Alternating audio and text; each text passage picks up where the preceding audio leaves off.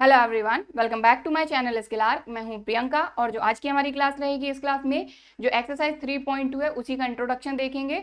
और हम कह सकते हैं कि जो मैट्रिक्स है उस पर जो भी ऑपरेशंस अप्लाई होते हैं उन सभी ऑपरेशंस के बारे में आज की क्लास में हम बात करेंगे। तो बहुत ही इंपॉर्टेंट टॉपिक है ये, इसको आपको ध्यान से समझना है और अच्छे से करना है, क्योंकि अगर इसको आप अच्छे से समझ लेंगे तो एक्सरसाइज 3.2 को करने में आपको बिल्कुल भी टाइम नहीं लगेगा, कोई भी दिक्कत नहीं होगी। ठीक है, तो स्टार्ट करते हैं। तो यहाँ पर ऑपरेशंस ऑन मैट्रिसेस मतलब मैट्रिक्स पर जो भी ऑपरेशन अप्लाई होते हैं, एडिशन, सब्ट्रैक्शन, मल्टीप्लिकेशन। ठीक है, अब डिवीजन है या नहीं ये मुझे देखना पड़ेगा, तो जैसे जैसे हम करते जाएंगे देखते जाएंगे। तो सबसे पहले हम बात करते हैं पहले ऑपरेशन की मैट्रिसेस पे, कि अगर दो मैट्रिक्स हैं या तीन मैट्रिक्स हैं या चार मैट्रिक्स हैं, मैट्रिक्स कितनी भी हो सकती हैं, अगर मैट्रिक्स को हमको ऐड करना है तो हम किस तरीके से करेंगे। तो सबसे पहले मैट्रिक्स को ऐड या सब्ट्रैक्ट करने के पहले एक चीज ध्यान रखें कि अगर हम दो मैट्रिक्स को ऐड कर रहे हैं तो मेन उसमें बात यह है कि अगर दोनों मैट्रिक्स का ऑर्डर सेम है, उसी कंडीशन में आप दो मैट्रिक्स को ऐड कर सकते हैं, दो हो या तीन हो या चार हो। अगर आप मैट्रिक्स को ऐड कर रहे हैं तो उनका ऑर्डर सेम होना चाहिए, इस चीज का आपको ध्यान रखना है, ऐड करें या फिर सब्ट्रैक्ट करें। ठीक है,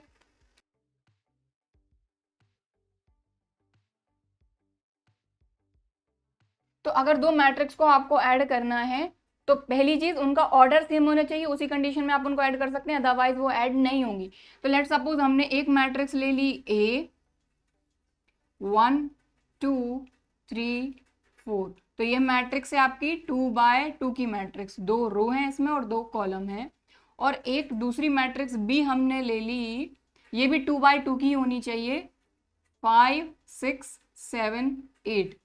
ठीक है, ये भी 2 by 2 की ही मैट्रिक्स होनी चाहिए, इसी कंडीशन में आप दो मैट्रिक्स को ऐड कर सकते हैं। ठीक है, अगर हमको बोला जाता है कि हमको करना है ए प्लस बी, यानी कि दोनों मैट्रिक्स को ऐड करना है, तो इसको कैसे ऐड करेंगे, जो करस्पॉन्डिंग एलिमेंट है वो करस्पॉन्डिंग एलिमेंट के साथ ऐड होंगे। जैसे कि मान लीजिए इसका करस्पॉन्डिंग एलिमेंट है 5, तो ये हो जाएगा 1 + 5। 2 का करस्पॉन्डिंग एलिमेंट है 6, तो 2 + 6। ठीक है, 3 का करस्पॉन्डिंग एलिमेंट है 7, तो ये हो जाएगा 3 + 7। 4 का करस्पॉन्डिंग एलिमेंट है 8, तो 4 + 8।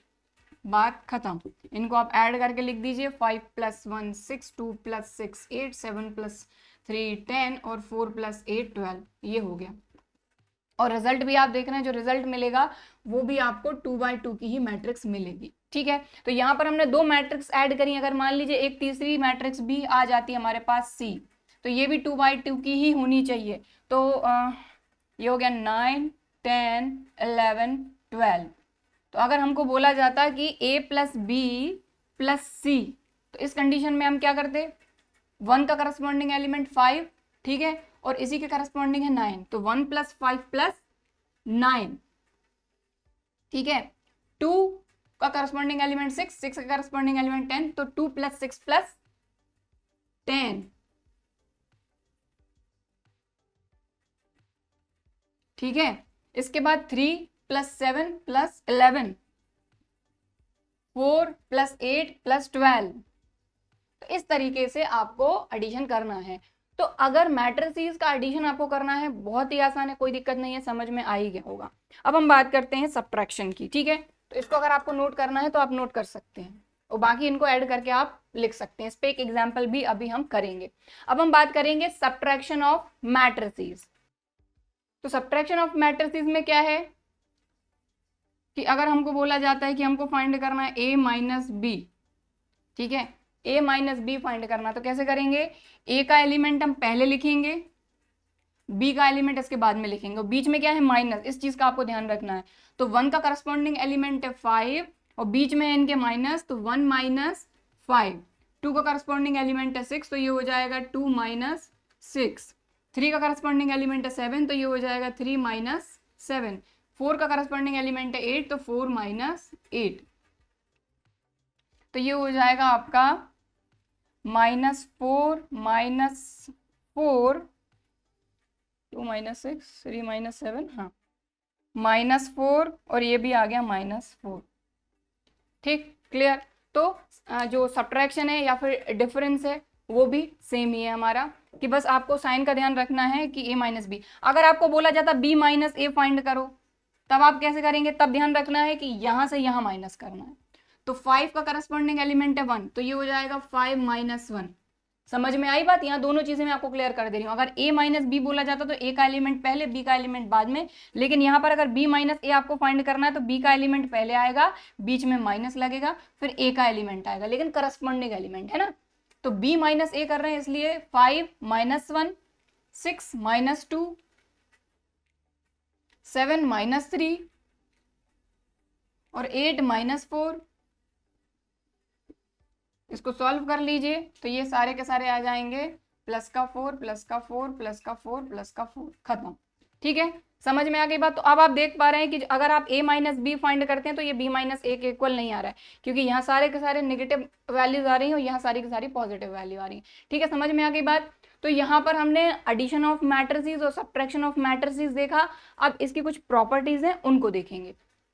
सो अभी हमने देखा कि दो मैट्रिक्स को किस तरीके से हम ऐड कर सकते हैं, और अगर उनके बीच में हमको डिफरेंस फाइंड करना हो तो वो कैसे हम फाइंड कर सकते हैं। ठीक है, अब कुछ प्रॉपर्टीज है, ये प्रॉपर्टीज आप पहले भी देख चुके हैं तो इसमें कुछ नया नहीं है, बट ध्यान से देखें। प्रॉपर्टीज ऑफ मैट्रिक्स एडिशन, अगर दो मैट्रिक्स का हम ऐड कर रहे हैं, अब दो भी हो सकती है, तीन भी हो सकती है मैट्रिक्स, तो मैट्रिक्स का अगर एडिशन हो रहा है तो उसमें ये प्रॉपर्टीज काम करेंगे। कम्यूटेटिव लॉ, अगर एक मैट्रिक्स और दूसरी मैट्रिक्स दोनों को हम ऐड कर रहे हैं तो अगर इनको हम b प्लस ए भी करते हैं, यानी पहली मैट्रिक्स को हम बाद में लिख लें और दूसरी मैट्रिक्स को पहले लिख लें, तब भी अगर एडिशन करते हैं तो हमको सेम ही वैल्यू मिलेगी। a प्लस बी करें या फिर b प्लस ए करें, हमको जो आंसर मिलेगा वो सेम मिलेगा। लेकिन जैसा कि मैंने अभी आपको जब मैंने डिफरेंस ऑफ मैट्रिक्स बताया था तो a माइनस बी किया हमने और b माइनस ए किया, दोनों के आंसर अलग अलग आ रहे थे, मतलब नेगेटिव मतलब सब्ट्रैक्शन के लिए ये चीज काम नहीं करेगी। तो इसीलिए यहाँ पर प्रॉपर्टीज ऑफ मैट्रिक एडिशन है, ये सब्ट्रैक्शन में ये चीज काम नहीं करेगी। और ये चीज अभी हमने इससे पहले जो सब्ट्रैक्शन ऑफ मैट्रिक्स देखा था उसमें हमने क्लियर कर लिया था कि a माइनस बी माइनस ए के इक्वल नहीं आ रहा था। ठीक है, एसोसिएटिव लॉ की बात करते हैं कि अगर हमारे पास तीन मैट्रिक्स हैं ए बी सी, तो दो मैट्रिक्स स्टार्टिंग की दोनों को ऐड करने के बाद तीसरी मैट्रिक्स को ऐड कर लें, या फिर लास्ट की दो मैट्रिक्स को ऐड करके फिर हम पहली मैट्रिक्स को उसमें ऐड कर दें, तो भी ये इक्वली रहेगा। फिर एग्जिस्टेंस ऑफ एडिटिव आइडेंटिटी। अब एडिटिव आइडेंटिटी यहाँ पर बात हो रही है मैट्रिक्स की, किसी नंबर की या किसी चीज की बात नहीं हो रही है, क्योंकि हम जब एडिटिव इनवर्स इससे पहले हमने पढ़ा था तो हम क्या करते थे कि अगर किसी नंबर ए में हम क्या ऐड करें जिससे हमको वही नंबर मिल जाए, तो हम क्या करते थे, अगर हम स्मॉल a में 0 ऐड कर देते थे तो हमको a मिल जाता था, या फिर 0 प्लस a, तो ये a होता था। बट अब यहाँ पर बात आ रही है कि इसकी मैट्रिक्स की। ठीक है, तो किसी मैट्रिक्स a में हम कौन सी मैट्रिक्स ऐड करें, तो हमने कौन सी मैट्रिक्स पढ़ी थी, जीरो मैट्रिक्स। तो यहाँ पर मैट्रिक्स का मैट्रिक्स से ही रिलेट करेंगे हम चीजों को। तो a मैट्रिक्स से कोई भी मैट्रिक्स हो सकती है, इसमें हम कौन सी मैट्रिक्स ऐड करें, तो यहाँ पर नल मैट्रिक्स या जीरो मैट्रिक्स या वॉइड। ठीक है, तो इनके अलग अलग नाम है लेकिन है ये एक ही चीज। ठीक है, तो जीरो मैट्रिक्स को हम ओ से शो करते हैं, जीरो मैट्रिक्स पढ़ी थी हमने टाइप्स ऑफ मैट्रिक्स में। ठीक है, तो ए मैट्रिक्स में जब हम जीरो मैट्रिक्स ऐड करेंगे जिसके सारे के सारे एलिमेंट जीरो होते हैं, उसी कंडीशन में हमको वापस से ए मिलेगा। ठीक है, समझ में आ गई बात? इसीलिए जो ओ है ये हमारा होता है एडिटिव आइडेंटिटी। अगर किसी मैट्रिक्स ए में हम जीरो मैट्रिक्स ऐड करते हैं तभी हमको वापस से ए मिलता है, इसीलिए जो ओ है हमारा वो है एडिटिव मैट्रिक्स। ठीक है, एडिटिव मैट्रिक्स के लिए एडिटिव आइडेंटिटी है। क्लियर? अब हम आगे चलते हैं यहाँ पर, तो एडिटिव इनवर्स की बात करते हैं। तो भाई किसी भी मैट्रिक्स में हम कौन सी मैट्रिक्स ऐड करें जिससे हमको जीरो मैट्रिक्स मिले, तो यहाँ पर फिर से वही बात, मैट्रिक्स की ही बात हो रही है। तो इसको मैं हटा देती हूँ, आपको नंबर से समझाती हूँ। यहाँ पर हम रफली समझते हैं कि मान लीजिए कोई नंबर ए है, ए में आप क्या ऐड करें कि आपको जीरो मिले, तो हमको पता है कि ए में अगर हम माइनस ए ऐड करते हैं तभी हमको जीरो मिल सकता है। तो यहाँ तो नंबर की बात हो रही है, लेकिन अब यहाँ पर हम मैट्रिक्स की बात कर रहे हैं। तो एक मैट्रिक्स हमारे पास ए है, इसमें एडिटिव इनवर्स की बात हो रही है, मतलब ऐड करेंगे। तो ए में हम क्या ऐड करें, कौन सी मैट्रिक्स ऐड करें, तो इसी का नेगेटिव हमको ऐड करना होगा, उसी कंडीशन में हमको यहाँ पर जीरो मैट्रिक्स मिलेगी। ठीक, समझ में आ गई बात क्लियरली, है ना? जैसे कि मान लीजिए एक मैट्रिक्स ए है, यहाँ पर 1 2 3 4, ये मैट्रिक्स ए है।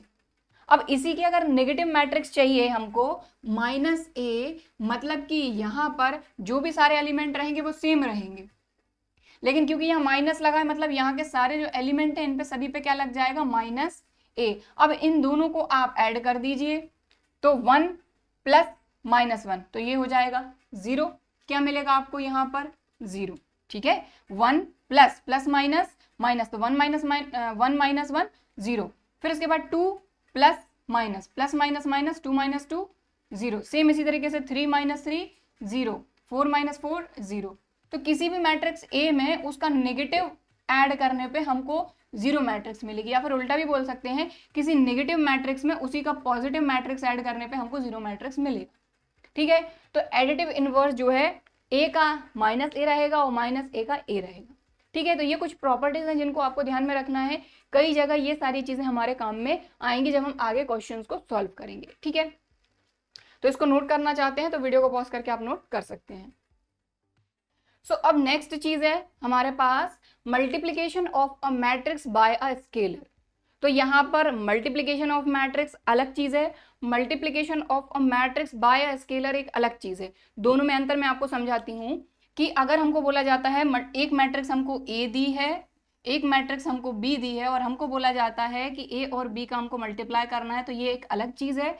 और अगर किसी मैट्रिक्स में किससे मल्टीप्लाई कर रहे हैं, स्केलर। अब ये स्केलर का मतलब ये है कि कोई भी नंबर हो सकता है। ये मैट्रिक्स में अगर किसी नंबर 3 से मल्टीप्लाई करना, जैसे हमारे पास है ए, एक मैट्रिक्स, हमको बोला जाता है कि इस मैट्रिक्स ए में आप 3 का मल्टीप्लाई करो, तो ये रहेगा इसके लिए स्केलर।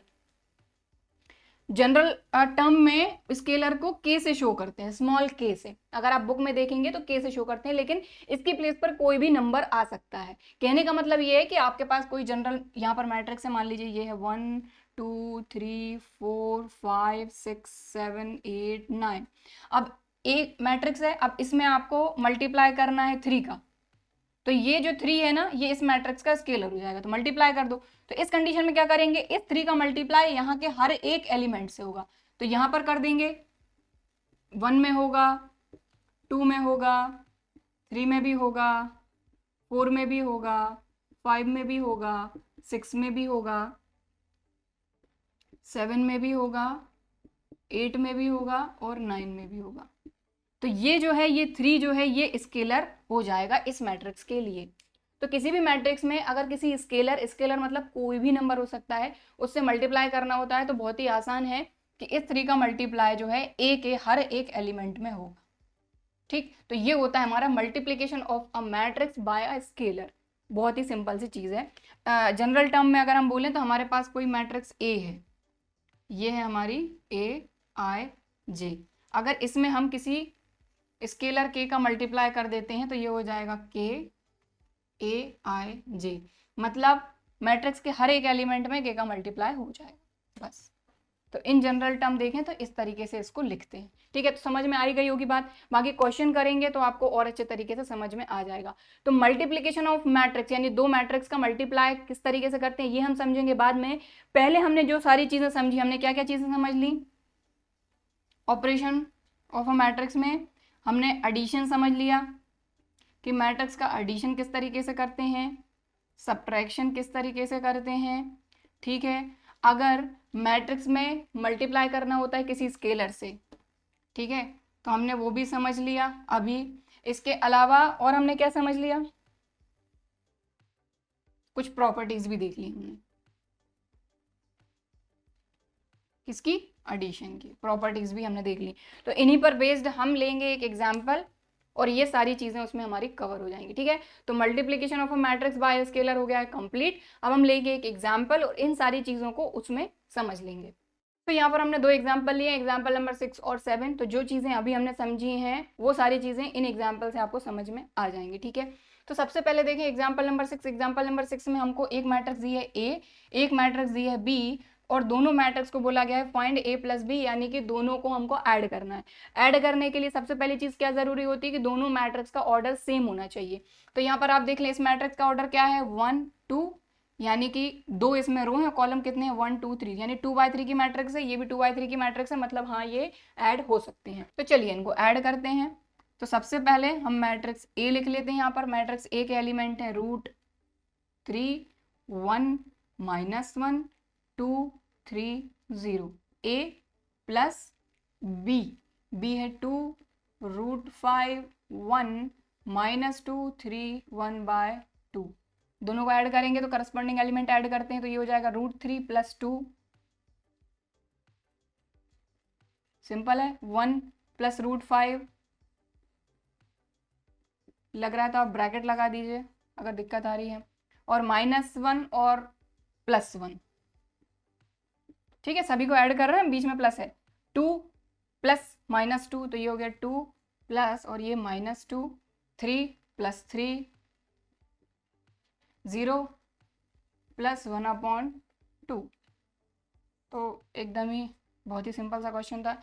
ये हो जाएगा 2 प्लस रूट 3, ये हो जाएगा 1 प्लस रूट 5, ये हो जाएगा 0, और प्लस माइनस माइनस ये भी हो जाएगा 0, ये हो जाएगा 6, और ये हो जाएगा 1/2। तो ये लीजिए आ गया आपका आंसर। दोनों को ऐड करना था, कर लिया। तो बहुत ही सिंपल सा था, बस मैंने इसलिए कराया आपको स्टार्टिंग में कि आपको एटलीस्ट समझ में आ सके कि क्वेश्चन किस तरीके से आपको करना है, ठीक है। अब आते हैं नेक्स्ट पे। तो यहाँ पर हमको बोला गया इफ ए, ये मैट्रिक्स है ए, ये मैट्रिक्स है बी, और हमको बोला गया है फाइंड 2a माइनस बी। तो यहाँ पर हमको सब्ट्रैक्शन भी करना है, लेकिन अगर आप देखें तो a के साथ स्केलर है 2, यानी a में सबसे पहले 2 का मल्टीप्लाई आपको करना होगा। तो हम इसी तरीके से इसको सबसे पहले अरेंज करेंगे। a का मल्टीप्लाई करना है 2 से, तो हमने यहाँ पर सबसे पहले लिखा 2, ठीक है। मैट्रिक्स लिख लेंगे हम, a कितना है 1 2 3 2 3 1, तो ये हो गया 2a, बीच में माइनस, और यहाँ लिख दो आप b, तो ये हो जाएगा 3 -1 3 -1 0 2, ठीक है। चलिए नेक्स्ट स्टेप में सबसे पहले 2 का मल्टीप्लाई करेंगे। यहाँ पर 2 स्केलर है, 2 का मल्टीप्लाई किस तरीके से करते हैं, सभी नंबर में हो जाएगा। तो 2 का मल्टीप्लाई 1 में 2 1s are 2, 2 का मल्टीप्लाई 2 में 2 2s are 4, 2 3s are 6, 2 2s are 4, 2 3s are 6, 2 1s are 2, ये हो गया। ये बीच में माइनस, ये एज इट इज आ जाएगा हमारा।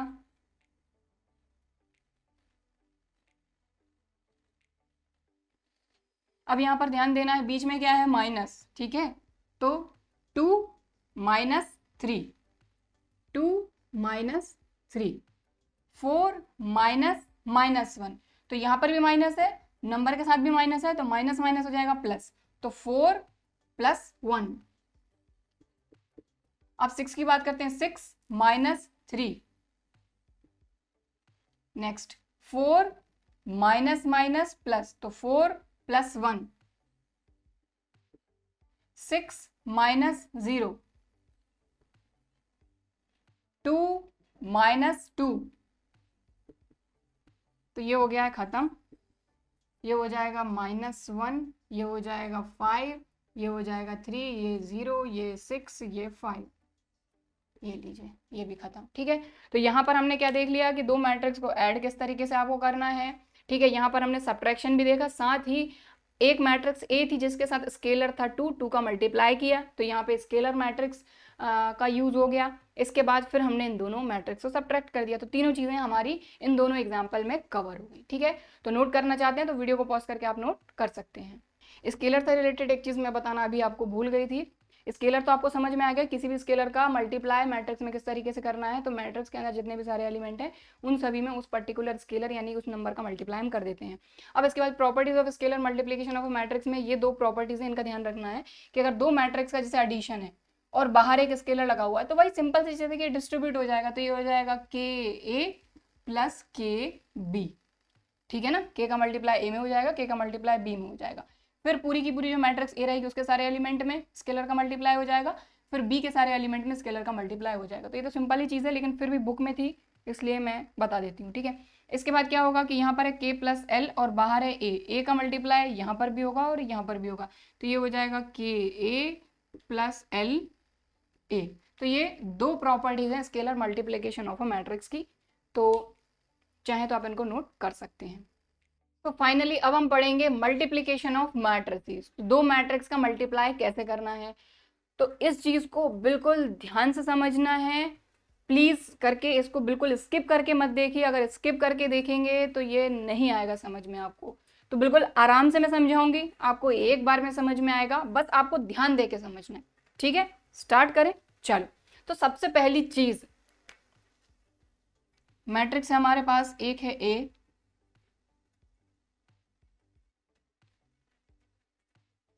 ठीक। इसका ऑर्डर आप देख लीजिए, ये है 2 by 2 की मैट्रिक्स, ठीक। दूसरी मैट्रिक्स है बी। अब अभी तक हम क्या देख रहे थे कि अगर एडिशन या सब्ट्रैक्शन करना है तो सेम ऑर्डर की मैट्रिक्स में ही एडिशन सब्ट्रैक्शन होगा, लेकिन मल्टीप्लिकेशन में कुछ अलग चीज होती है। तो देखें जरा, तो जरूरी नहीं है कि दो मैट्रिक्स का अगर आपको मल्टीप्लाई करना है तो उनका ऑर्डर सेम हो। उसमें मेन चीज आपको देखनी होती है कि जैसे इसका ऑर्डर क्या है, आप देख लीजिए, 2 इसकी रो है और 3 इसमें कॉलम है। तो इनमें मेन चीज हम देखते हैं ये और ये। अगर हमको बोला गया है ए और बी का मल्टीप्लाई करना है तो हम देखते हैं कि इसका एंड और इसका स्टार्ट, इसका जो ऑर्डर है वो है 2/2 ए का, और बी का जो ऑर्डर है ये है 2/3। तो हम देखते हैं ये सेम होने चाहिए। अगर ये सेम है तो मल्टीप्लिकेशन हो जाएगा दो मैट्रिक्स में, और अगर ये सेम नहीं है तो मैट्रिक्स का मल्टीप्लिकेशन पॉसिबल नहीं होगा। इस चीज का सबसे पहले आपको ध्यान देना है, क्योंकि कई बार कंफ्यूज करने के लिए हमको गलत ऑर्डर दे दिया जाता है। अगर मान लीजिए ए का जो ऑर्डर है वो है 2/3 और बी का ऑर्डर है 2/3 सेम, बट ये दोनों सेम नहीं है, तो इस कंडीशन में दोनों मैट्रिक्स का मल्टीप्लिकेशन पॉसिबल नहीं है। इसलिए ये चीज ध्यान रखना है आपको कि दो मैट्रिक्स का अगर आपको मल्टीप्लाई करना है तो सबसे पहले आप देखें पहली मैट्रिक्स के नंबर ऑफ कॉलम, दूसरी मैट्रिक्स के नंबर ऑफ रो अगर सेम है तो आपकी मैट्रिक्स का मल्टीप्लिकेशन पॉसिबल है। ठीक है, अब इसके बाद जो आपका आंसर आएगा मल्टीप्लिकेशन करने पे वो उसका ऑर्डर क्या रहेगा, तो उसका ऑर्डर रहेगा ये 2/3। तो सबसे पहली और इंपॉर्टेंट चीज यही है कि अगर दो मैट्रिक्स का मल्टीप्लिकेशन पॉसिबल है भी या नहीं, तो पॉसिबल किस कंडीशन में होगा कि यहां पर देखें ये और यहाँ ये दोनों सेम हैं, तो इस कंडीशन में मैट्रिक्स का मल्टीप्लिकेशन पॉसिबल है। दूसरी चीज, जो आउटपुट आएगा यानी मल्टीप्लिकेशन करने पे जो मैट्रिक्स आएगी उसका ऑर्डर रहेगा 2/3। ठीक, पहली चीज समझ में आ गई। तो यहां पर हमने लिख लिया ए और बी, इसका है 2/2, इसका है 2/3, ये दोनों सेम है इसलिए ए बी पॉसिबल है, इसका ऑर्डर रहेगा 2/3। कहने का मतलब ये है कि अब जो भी हमारा आंसर आएगा उसमें 2 रहेंगी रो और कॉलम रहेंगे 3। ठीक, इतनी बात आगे समझें बस। अब आगे क्या करना है तो इसको ध्यान से समझें। सबसे पहले हम उठाएंगे पहली रो और यहां से पहला कॉलम, पहली रो पहला कॉलम इनका मल्टीप्लाई करेंगे जिससे हमको मिलेगा यहां का एलिमेंट। सबसे पहले हमने उठाई पहली रो, तो सबसे पहले पहली रो को फिल करना है हमको। तो पहली रो और इसका पहला कॉलम, तो मल्टीप्लाई कैसे करना है यहां पर मैं रफली आपको समझाती हूँ इस चीज को। और इसका एक और तरीका है बट बुक में वो नहीं दिया हुआ है। तो अगर ए बी कर रहे हैं आप तो सबसे पहले तो इसको लिख लो आप ए बी, ठीक, और डी जी, डी जी, तो ये क्या हो गया ए डी प्लस बी जी, बीच में क्या लगाना है प्लस। इसके बाद पहली रो दूसरा कॉलम, ये खत्म हो गया। तो ए का मल्टीप्लाई ई में, ए ई बी एच, ठीक। पहली रो क्या कर रहे हैं अभी, सारे के सारे कॉलम के साथ करेंगे लाइन से। तो पहली रो का पहली रो में पहले कॉलम में करा, पहली रो का दूसरे कॉलम में, फिर पहली ही रो का तीसरे कॉलम में, ठीक है। तो कर दीजिए A F plus B I, पहली रो का सब में कर दिया जिससे हमको पहली रो मिल गई, ठीक। अब बात करते हैं हम दूसरी रो की, तो इसका काम खत्म। तो जिस तरीके से पहली रो का किया उसी तरीके से दूसरी रो उठाएंगे। तो दूसरी रो पहला कॉलम, तो सी डी डी जी, और बीच में लगाना है प्लस। तो दूसरी रो, इसलिए दूसरी रो स्टार्ट हो गई, दूसरी रो पहला कॉलम, अब दूसरी रो दूसरा कॉलम, तो सी ई डी एच, फिर दूसरी रो तीसरा कॉलम, तो सी एफ डी आई, काम खत्म, बस हो गया मल्टीप्लाई। ठीक है, तो हो सकता है अभी भी कंफ्यूजन रहे आपके दिमाग में इस चीज़ को लेके, और एक तरीके से और समझा दूंगी मैं आपको। तो ये चीज़ समझ में आई थोड़ी बहुत। अब आप देख लीजिए आउटपुट क्या आ रहा है आपका, कितनी रो है, 2 रो हैं और कॉलम है 3।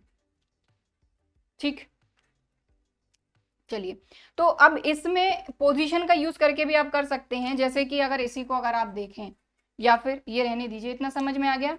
सबसे पहले पहली रो का करेंगे 1 बाय 1 सारे के सारे कॉलम में। बस आप यही चीज ध्यान रखिए, रो और कॉलम। तो पहली रो का सारे के सारे कॉलम में करना है। तो जब पहले कॉलम में कर लोगे आप तो पहला एलिमेंट मिल जाएगा, दूसरे कॉलम में कर लोगे तो दूसरा एलिमेंट मिल जाएगा, तीसरे कॉलम में कर लोगे तो तीसरा एलिमेंट मिल जाएगा। पहली रो का काम खत्म। फिर दूसरी रो उठाइए, दूसरी रो का हर एक कॉलम में करना है। तो दूसरी रो का पहले कॉलम में किया तो यहाँ का एलिमेंट मिल गया, दूसरी रो का यहाँ किया तो दूसरा एलिमेंट मिल गया, दूसरी रो का तीसरे कॉलम में किया तो ये एलिमेंट मिल गया। समझ में आ गई बात। तो अभी हमने नंबर्स नहीं लिए हैं, अब हम लेते हैं एग्जाम्पल। एग्जाम्पल से आपको और बेटर तरीके से समझ में आएगा। तो एक तरीका तो ये था जो आपकी बुक में दिया है, दूसरा तरीका और है, जैसे कि आपको मैंने बताया था इंट्रोडक्शन वीडियो में, एक्सरसाइज 3.1 के इंट्रोडक्शन वीडियो में, कि जो पोजीशन होती है किसी भी एलिमेंट की पोजीशन, उससे भी आप इसको समझ सकते हैं। ठीक है, तो अगर नोट करना चाहते हैं तो आप नोट कर सकते हैं।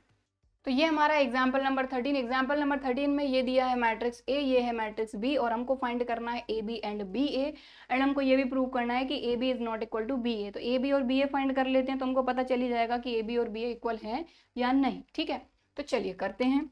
सबसे पहले ए और बी का मल्टीप्लाई करेंगे। सबसे पहले हम क्या करेंगे, पहली रो उठाएंगे। ठीक है, रो 1 उठाना है आपको, और रो 1 के साथ सारे के सारे जो आपके कॉलम है उनका मल्टीप्लाई करना है। तो रो 1 का C1 के साथ करना है, और रो 1 का हमको C2 के साथ मल्टीप्लाई करना है, जिससे हमको हमारा कौन सा एलिमेंट मिल जाएगा, A11, और यहाँ से मिल जाएगा A12 एलिमेंट। समझ में आ रही है बात। ठीक है, सबसे पहले हम क्या चेक करेंगे, दोनों में मल्टीप्लाई पॉसिबल है या नहीं। तो ए का जो ऑर्डर है वो क्या है, आप देख लीजिए, 2 रो हैं और 3 कॉलम है। इसमें 3 रो हैं और 2 कॉलम है बी में। तो हमने देखा कि भाई ये और ये इक्वल हैं, मतलब ए बी मल्टीप्लाई हो जाएगा, और जो आंसर आएगा वो 2x2 की मैट्रिक्स आपकी बनेगी। 2x2 की मैट्रिक्स मतलब 2 रो और 2 कॉलम। ठीक है, तो सबसे पहले हम क्या करेंगे, जो रो 1 है हमारी वो उठाएंगे, रो 1 का मल्टीप्लाई कॉलम 1 के साथ करेंगे, रो 1 का मल्टीप्लाई कॉलम 2 के साथ करेंगे, जिससे हमको कौन से एलिमेंट मिलेंगे, A11 और A12। तो चाहे तो रफ में आप बनाकर रख लीजिए यहाँ पर कि रो 1 का मल्टीप्लाई कॉलम 1 के साथ करना है और रो 1 का मल्टीप्लाई कॉलम 2 के साथ करना है, जिससे हमको कौन से एलिमेंट मिलेंगे, 1 1 1 2 वाले एलिमेंट, क्योंकि 2 ही कॉलम है यहाँ पे। ठीक, तो चलिए करते हैं। स्टार्ट रो से ही करना है। तो पहली रो है 1 -2 3, तो हमने लिखा 1 -2 3। इस रो का मल्टीप्लाई करना है पहले कॉलम में। तो पहले कॉलम के कौन कौन से एलिमेंट हैं, 2 4 2, 2 4 2, बीच में लगाना है प्लस। समझ में आ गई बात। पहली रो का मल्टीप्लाई हमने पहले कॉलम के साथ कर दिया, जिससे हमको मिल गया पहला एलिमेंट। ठीक, आगे बढ़ते हैं। यहाँ पर पहली ही रो का मल्टीप्लाई करना है दूसरे कॉलम से, जिससे हमको यहाँ का एलिमेंट मिलेगा। तो ये हटा देती हूँ मैं। तो ध्यान दें, रो 1 कॉलम 1 कॉलम 2, क्योंकि यहाँ होता है कॉलम 1 कॉलम 2, यहाँ रो 1 और यहाँ रो 2। ठीक है, समझ में आ गई बात। तो इससे आप समझते चले। तो पहली रो का पहले कॉलम के साथ मल्टीप्लाई कर दिया, पहली ही रो का दूसरे कॉलम के साथ भी करना है मल्टीप्लाई, R1 C2। तो रो 1 लिख लीजिए आप सबसे पहले। तो ये आपका पहला एलिमेंट है पूरा का पूरा। अब पहली रो लिख लीजिए, 1 का मल्टीप्लाई करेंगे, बीच में प्लस लगाएंगे, फिर -2 का मल्टीप्लाई करेंगे, बीच में प्लस लगाएंगे, और ये 3। पहली रो के सारे एलिमेंट लिख लिए हमने, 1 -2 3।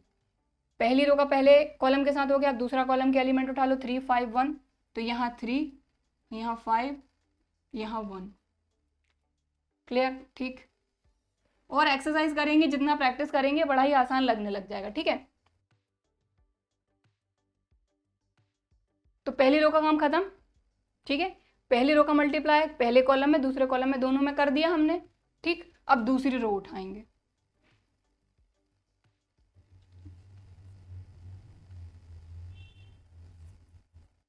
रो टू का मल्टीप्लाई वही कॉलम 1 में और रो 2 का मल्टीप्लाई कॉलम 2 में, 2 by 2 की मैट्रिक्स हमको मिलेगी ना। ठीक है, तो यहां से देखते चले, रो 2 का मल्टीप्लाई कॉलम 1 में भी करेंगे और फिर कॉलम 2 में भी करेंगे। कॉलम 1 में करने पे यहाँ का एलिमेंट मिलेगा और कॉलम 2 में करेंगे तो यहाँ का एलिमेंट मिलेगा। ठीक, तो चलिए करते हैं। तो रो 2 है ये, इसके एलिमेंट उठा लो आप, -4 2 5, -4 2 5। पहला कॉलम उठा लो यहाँ से, ये रहा हमारा कॉलम 2 4 2 2 4 2, बीच में क्या लगाते हैं, प्लस प्लस। ठीक, ये काम खत्म।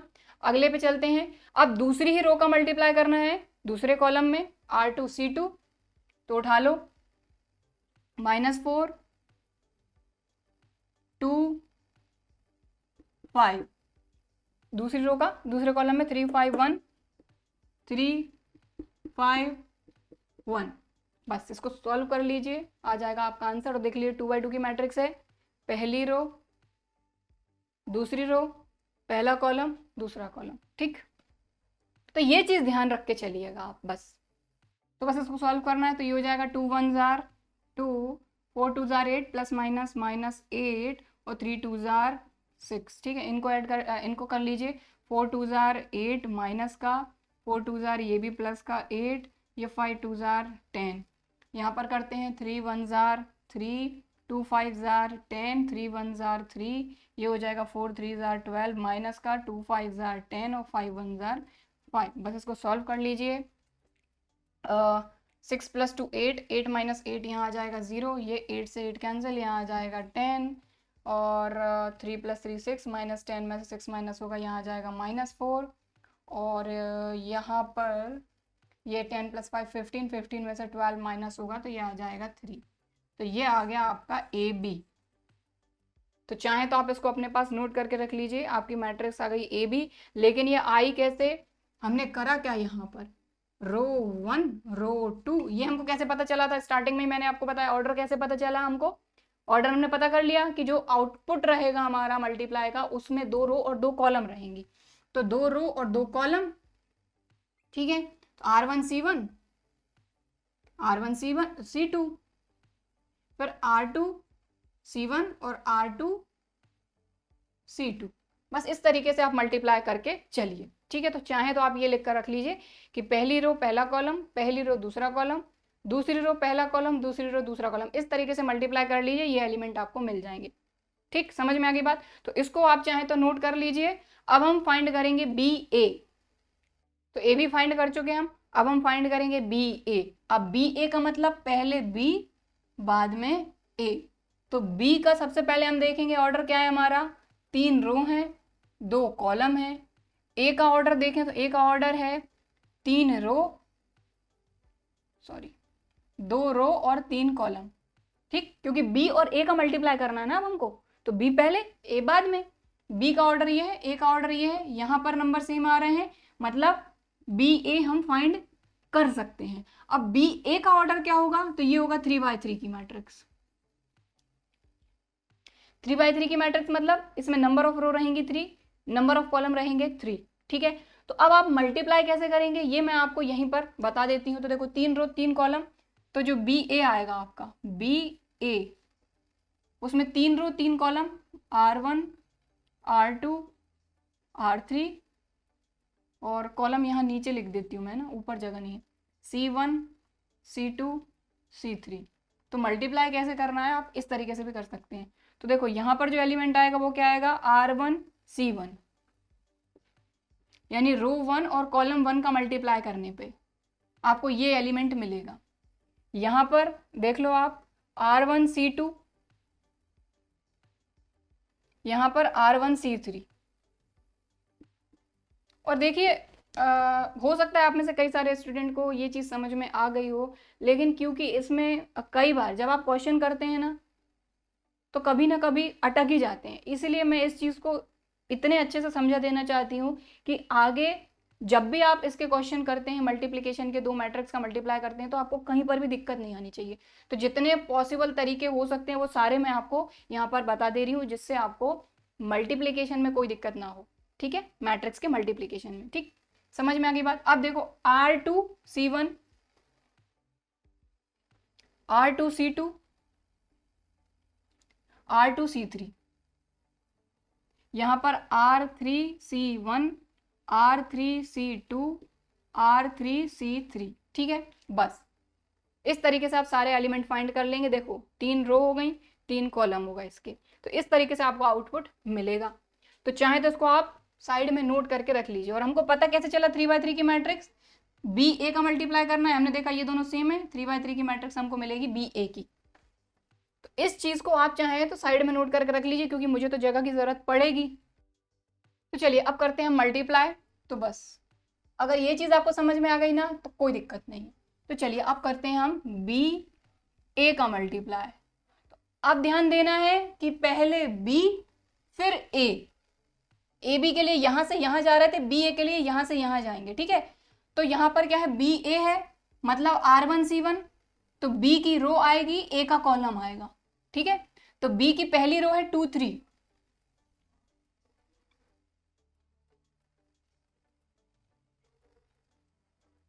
टू 3, हमको क्या करना है, 2 का मल्टीप्लाई करना है एक नंबर में और 3 का मल्टीप्लाई करना है एक नंबर में, बीच में हमको लगाना है प्लस। तो हमने पहले एलिमेंट लिख लिए बी के, बी की रो और कॉलम किसका, ए का। तो पहला कॉलम क्या है 1 4, तो यहां हमने लिखा 1 और यहां लिखा हमने -4। तो ये क्या आ गया आपका R1C1 पहला एलिमेंट। अब हम फाइंड करेंगे R1C2, R1C2। ठीक, यहां से लेना है R1, क्योंकि बी ए, तो R1 है 2 3, तो यहां पर वही 2 3, तो सभी जगह वही कर देंगे हम 2 3। यहां पर तीसरे के लिए भी R1 ही है, तो 2 + 3। ठीक,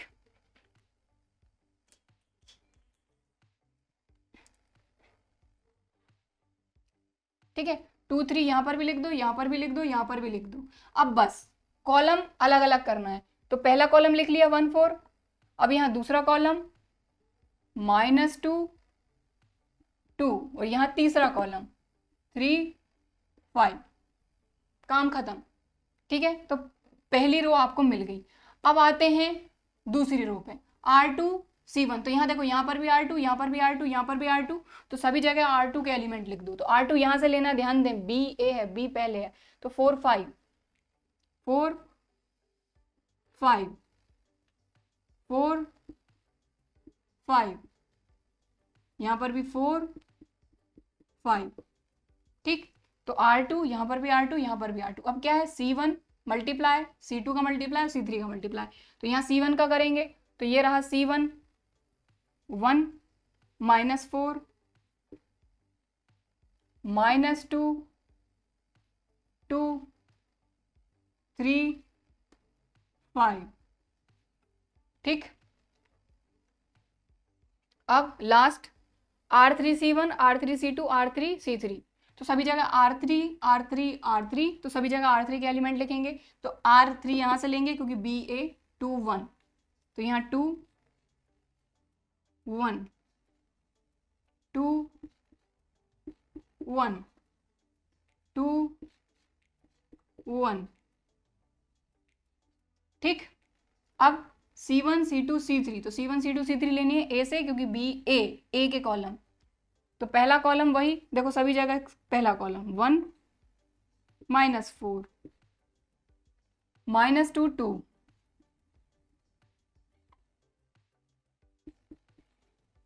यहां पर 3 5। बस इसको सॉल्व कर लो, मिल जाएगा आपको आपका आंसर। तो बी ए सॉल्व कर लेते हैं। 2 1 जार 2, 4 3 जार +- 12। ठीक है, इसके बाद 4 1 जार 4, 5 4 जार 20। इसके बाद 2 1 जार 2, 4 1 जार 4, यहाँ पर 2 2 jar -4, 3 2 jar 6, 4 2 jar -8, 5 2 jar 10, 2 2 jar -4 + 2, यहाँ पर 2 3 jar 6, 5 3 jar 15, 4 3 jar 12, 5 5 jar 25, 2 3 jar 6, 5 1 jar 5। बस इनको आपको सॉल्व कर देना है। तो ये कितना आ जाएगा आपका -10,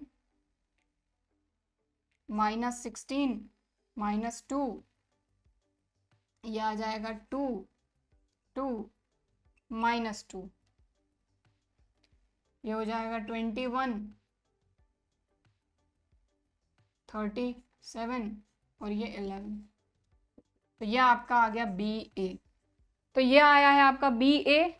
देखो बिल्कुल इसके अकॉर्डिंग आया है, बस ये चीज आप बना लीजिए, आपको कोई दिक्कत नहीं आनी है। ठीक है, समझ में आ गई बात। तो ये आ गया BA और AB क्या आया था आपका 0 -4 10 3। तब आप देख लो ये BA है ये AB है, क्या ये दोनों इक्वल आ रहे हैं? नहीं आ रहे हैं। ठीक है, तो बात ही खत्म हो गई। यहाँ पर लिख देते हैं AB is not equal to BA। ठीक, क्लियर। सो आई होप कि मैट्रिक्स का मल्टीप्लिकेशन आपको समझ में आया होगा, और मैं यही कहूँगी कि आप जब खुद से प्रैक्टिस करेंगे तभी जाके आपको ये चीज़ बहुत अच्छे से समझ में आ पाएगी। जितना प्रैक्टिस करेंगे इसकी उतना ज़्यादा आपको क्लियर होंगी चीज़ें। ठीक है, तो अगर आपको स्टार्टिंग में दिक्कत हो रही तो स्टार्टिंग में आप क्या करिए कि सबसे पहले तो आप देखिए कि दोनों मैट्रिक्स के ऑर्डर देख लीजिए, और जो फाइनल मैट्रिक्स आपकी आने वाली है उसका ऑर्डर किस तरीके से फाइंड करते हैं मैंने बता ही दिया, वो आप कर लीजिए। इसके बाद आप ये बना के रख लीजिए आपका। ठीक है, तो इसमें ध्यान देना है कि अगर यहाँ पर BA है तो B का रहेगा R1, A का रहेगा C1, यानी पहले जो लिखा है वो पहली मैट्रिक्स का है, बाद में जो लिखा है वो दूसरी मैट्रिक्स का है। तो इन दोनों का मल्टीप्लाई करके बीच में हमको लगाना है प्लस। ठीक, समझ में आ गई बात। तो इस तरीके से आप कर लेंगे, बाकी जब एक्सरसाइज कराऊंगी तब आपको और अच्छे तरीके से समझ में आएगा। तो अगर इसको नोट करना चाहते हैं तो वीडियो को पॉज करके आप नोट कर सकते हैं। अब जो मल्टीप्लिकेशन है उसकी कुछ प्रॉपर्टीज हैं उनको भी देख लेते हैं हम। सो मैट्रिक्स का मल्टीप्लिकेशन तो हमने देख लिया, बट इसकी कुछ प्रॉपर्टीज है उनको भी देख लेते हैं। तो यहाँ पर देखें ये है एसोसिएटिव लॉ। तो आप देखेंगे यहाँ पर कम्यूटेटिव नहीं है, क्योंकि अभी पिछले एग्जाम्पल आपने देखा तो वहां पर हमने क्या फाइंड किया, A और B का मल्टीप्लाई फाइंड किया और B और A का मल्टीप्लाई फाइंड किया, जो कि इक्वल नहीं था। तो कुछ कंडीशन में हो सकता है कि AB का मल्टीप्लाई BA के इक्वल हो, और कुछ कंडीशन में होगा कि ये इक्वल ना हो, इसीलिए इसको हम कम्यूटेटिव बोल नहीं सकते कि हाँ होगा ही होगा। ठीक है, तो कम्यूटेटिव तो ये नहीं है। ठीक है, तो कम्यूटेटिव इसीलिए इसमें ऐड नहीं किया गया। एसोसिएटिव लॉ इसमें आएगा कि A और B का मल्टीप्लाई अगर हम पहले कर रहे हैं और उसका मल्टीप्लाई C में कर रहे हैं, तो B C का मल्टीप्लाई करने पे, यानी B और C क्या है, दो मैट्रिक्स हैं, तो दो मैट्रिक्स यहाँ पर हैं, इन दोनों का मल्टीप्लाई करने के बाद अगर A में करते हैं तो ये दोनों इक्वल होंगे। ठीक है, डिस्ट्रीब्यूटिव लॉ में क्या होता है कि अगर एक मैट्रिक्स A बाहर है, दो मैट्रिक्स इनका सम यहाँ पर लिखा हुआ है, तो A का मल्टीप्लाई B में और A का मल्टीप्लाई C में हो जाएगा, तो ये हो जाएगा AB प्लस AC। यहाँ पर क्या हो जाएगा, C बाहर है, C का मल्टीप्लाई सभी जगह हो जाएगा, तो ये हो जाएगा AC प्लस BC। तो ये हो जाएगा आपका डिस्ट्रीब्यूटिव लॉ। तो सिंपल ही है। अब मल्टीप्लिकेटिव आइडेंटिटी, तो मल्टीप्लिकेटिव आइडेंटिटी क्या होती है कि for every square matrix A, अगर A कोई स्क्वायर मैट्रिक्स है, स्क्वायर मैट्रिक्स यानी कि number of row equal to number of column होना चाहिए। ठीक है, कोई भी मैट्रिक्स रहे अगर नंबर ऑफ रो और नंबर ऑफ कॉलम इक्वल हैं, उसी कंडीशन में मल्टीप्लिकेटिव आइडेंटिटी एग्जिस्ट करेगी। ठीक है, तो स्क्वायर मैट्रिक्स पता होना चाहिए क्या होता है। तो for every square matrix A there exist I क्या है, I A equal to A, I equal to A। तो I क्या होता है हमारे आइडेंटिटी मैट्रिक्स। ये इस तरीके से भी हो सकती है, ये 1y1 की मैट्रिक्स है आइडेंटिटी मैट्रिक्स। ठीक है, 2y2 की बनाएंगे तो सिर्फ डायगोनल पे 1 रहेगा, बाकी सभी एलिमेंट 0, तो ये 2x2 की बन गई, ये भी I ही हम इसको बोल सकते हैं। या फिर 3y3 की बनाएंगे तो डायगोनल पे 1 1 1, बाकी सारे एलिमेंट 0।